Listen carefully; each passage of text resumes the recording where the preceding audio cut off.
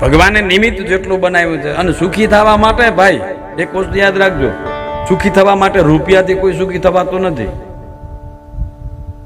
રૂપિયાથી સુખી ના થવા. રૂપિયાથી સુખી થવાતું હોય ને તો આપણે હમણાં જ ગોપીચંદ નું ભજન ગાયું, 92 લાખ માળવાનો ધણી હતો, આખા બંગાળનો રાજા હતો, ભરતરી 92 લાખ માળવાનો ધણી. એ સુખી નથી આવત. એમ સુખી થવાતો તો એ લંગોટ પહેરી નીકળી જ ન ગયા હોય.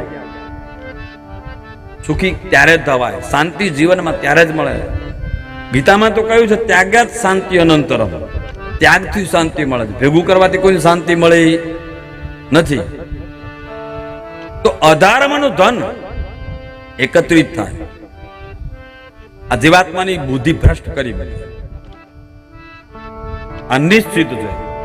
એટલે ભગવાનને પ્રાર્થના કરજો, દરિદ્રતા આપજે, ભલે કદાચ ધનની દરિદ્રતા આપજે, પણ મનની દરિદ્રતા ના આપજો. સુદામા દરિદ્ર હતા, પણ ધનથી મનથી નહીં. એટલા માટે ભગવાનને એને આપવું પડ્યું.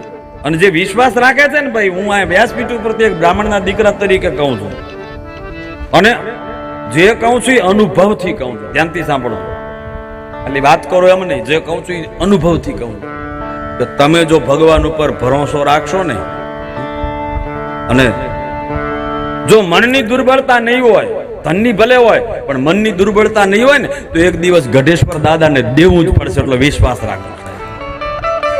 હા, એને આપવું જ પડશે. પણ મનની દુર્બળતા નહીં. આ મનનો દુર્બળ માણસ છે, ધનનો દુર્બળ માણસ.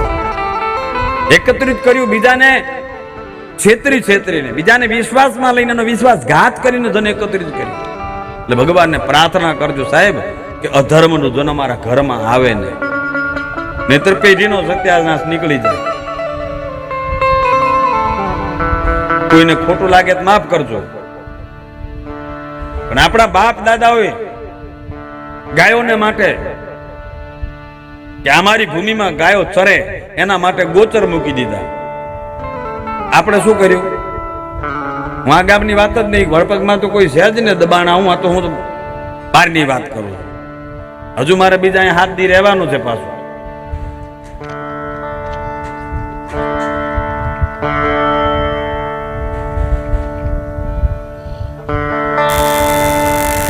સાહેબ, અને કદાચ કોઈ હોય ને તો બ્રાહ્મણના દીકરા તરીકે કહું છું, મને બીક કોઈના બાપની નથી. મારે ક્યાં લેવા આવ્યો છું બીક હોય કોઈ?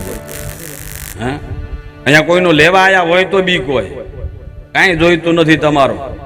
પણ સાહેબ, તમારામાં જો તમારા દીકરાને મહેનત કરીને કમાવાની શક્તિ ના હોય અને ગાયોના મુખમાંથી ખવડાવતા હો, ગાયોના ગોચર ખેડીને ખવડાવતા હો તમારા દીકરાઓને, તો ધૂળ પડિયાલા સાહેબ જીવન મારી સાહેબ.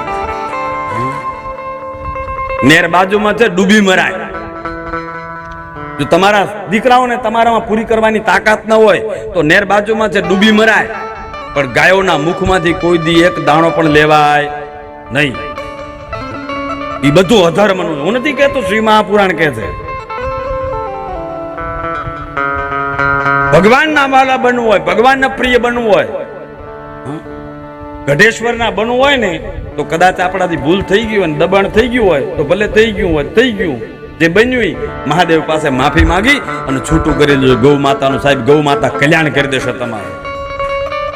અને તમારી પેઢી સાહેબ યાદ રાખજો, તમારી હયાતીમાં ત્રીજી પેઢી જો તમારી સાહેબ સાહેબી ન ભોગવતી હોય ને, તો આ બ્રાહ્મણના દીકરા તરીકે વ્યાસપીઠ મૂકી દઈશ. હા, વ્યાસપીઠ મૂકી દઈશું. પણ જો ક્યાંક આપણાથી આવી ભૂલ થઈ હોય ને, તો મહાદેવની, ગઢેશ્વર મહાદેવની માફી માંગી અને છૂટું કરી દેજો. બરોબર?